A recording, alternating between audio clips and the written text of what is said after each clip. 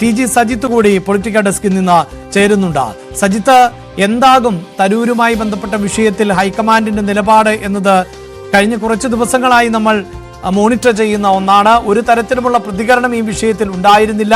KC Venugopal ഉൾപ്പെടെയുള്ളവരുടെ പ്രതികരണങ്ങൾ ഒഴിച്ചു നിർത്തിയാൽ രാഹുൽ ഗാന്ധി അടക്കം അല്ലെങ്കിൽ ഹൈക്കമാൻഡിന്റെ ഭാഗത്ത് നിന്ന് കാര്യമായ പ്രതികരണം ഉണ്ടായില്ല. അതിനിടയിലാണ് തരൂരിനെ ഇപ്പോൾ വിളിപ്പിച്ചിട്ടുള്ളത്. ഡാൻ റിപ്പോർട്ട് ചെയ്യുന്നത് പോലെ കോൺഗ്രസിനെ സംബന്ധിച്ചിടത്തോളം, കോൺഗ്രസിന്റെ നേതൃത്വത്തെ സംബന്ധിച്ചിടത്തോളം തരൂരിനെ അനുസരിപ്പിക്കുക എന്നത് പ്രായോഗികമാണോ, അല്ലെങ്കിൽ അനുനയിപ്പിച്ചൊപ്പം നിർത്തുക എന്നത് മാത്രമാണോ കോൺഗ്രസിന് മുന്നിലെ വഴി?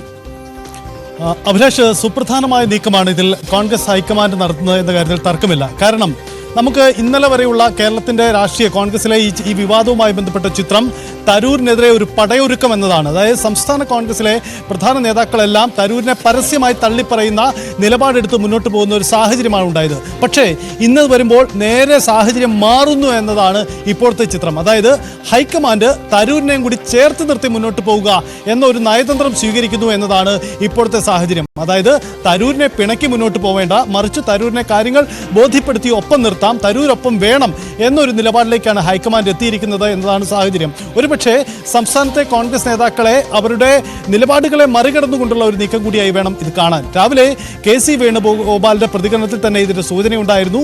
തരൂരിന് കൃത്യമായ കണക്കുകൾ പാർട്ടി നേതൃത്വം നൽകും, അങ്ങനെ തരൂര് ഞങ്ങൾക്കൊപ്പമുണ്ട് എന്ന സൂചന തന്നെയാണ് KC വേണുഗോപാൽ നൽകിയത്. അത് തന്നെയാണ് ഇപ്പോൾ സംഭവിക്കുന്നതും. അതായത് തരൂരിനെ ഒപ്പം നിർത്തി തന്നെയാണ് ഇക്കാര്യത്തിൽ കോൺഗ്രസ് നേതൃത്വം മുന്നോട്ട് പോവുക. അതാണ് ഹൈക്കമാൻഡ് താല്പര്യം എന്നതാണ് പശ്ചാത്തലം. ഒരു കാര്യം കൂടി ഇക്കാര്യത്തിൽ കൂട്ടി വായിക്കേണ്ടത്, 2022 ശേഷം രാഹുൽ ഗാന്ധിയുമായി ഒരു 1-to-1 കൂടിക്കാഴ്ചയ്ക്ക് തരൂർ തയ്യാറാകുന്നു, അല്ലെങ്കിൽ തരൂരിനെ അവർ ചേർത്ത് നിർത്താൻ തയ്യാറാകുന്നു എന്ന് പറയുമ്പോൾ തരൂരിന്റെ ഒരു വിജയം കൂടി ഇക്കാര്യത്തിൽ സംഭവിക്കുന്നുണ്ട് എന്നതാണ് സാഹചര്യം. ഒരുപക്ഷെ സംസ്ഥാനത്തെ കോൺഗ്രസ് നേതാക്കളൊക്കെ തള്ളിപ്പറഞ്ഞാൽ കൂടിയും തരൂരിനെ ഒപ്പം നിർത്തണം എന്ന ഒരു തീരുമാനത്തിലേക്ക് രാഹുൽ ഗാന്ധിയും സോണിയാഗാന്ധിയും വരുന്നു എന്നതാണ് സാഹചര്യം. എന്തായാലും കൂടിക്കാഴ്ച പുരോഗമിക്കുകയാണ്. കൂടിക്കാഴ്ചയ്ക്ക് ശേഷം തരൂർ നടത്താൻ പോകുന്ന പ്രസ്താവന എന്തായാലും പ്രധാനപ്പെട്ടതായിരിക്കും. ഒരു കാര്യം വ്യക്തമാണ്, തരൂർ എന്തായാലും കോൺഗ്രസ്, താൻ കൂടുതൽ കോൺഗ്രസ്സുകാരനാണ്, അല്ലെങ്കിൽ കൂടുതൽ കോൺഗ്രസ് ആഭിമുഖ്യം പ്രകടിപ്പിക്കുന്ന നിലപാടുകൾ സ്വീകരിക്കും ഇനി അങ്ങോട്ട്, ഒപ്പം സർക്കാരിനെ തുറന്ന് എതിർക്കുകയും ചെയ്യും. എന്തായാലും ഈ വിവാദം, ഈ ലേഖന വിവാദത്തിൽ തരൂരിന്റെ വാദങ്ങൾക്ക് അംഗീകാരം കിട്ടുന്നു എന്നൊരു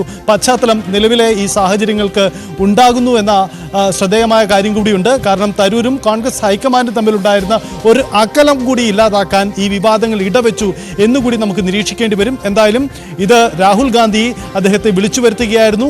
അങ്ങനെയാണ് ഈ ചർച്ചയ്ക്ക് കളമൊരുങ്ങുന്നത് എന്ന സാഹചര്യം കൂടിയുണ്ട്. അങ്ങനെ തരൂരുമായി ചേർന്ന് നിന്നുകൊണ്ട് മുന്നോട്ട് പോവുക, അത് തന്നെയാണ് ഹൈക്കമാൻഡ് ലക്ഷ്യമിടുന്നത്. സ്വാഭാവികമായും സംസ്ഥാനത്തെ നേതാക്കൾക്കും ആ നിർദ്ദേശം കൈമാറിയിട്ടുണ്ടാവാം. അങ്ങനെയെങ്കിൽ ഒരു പൂർണ്ണമായ വെടിനിർത്തൽ ഇനി കേരളത്തിലും നമുക്ക് പ്രതീക്ഷിക്കാം.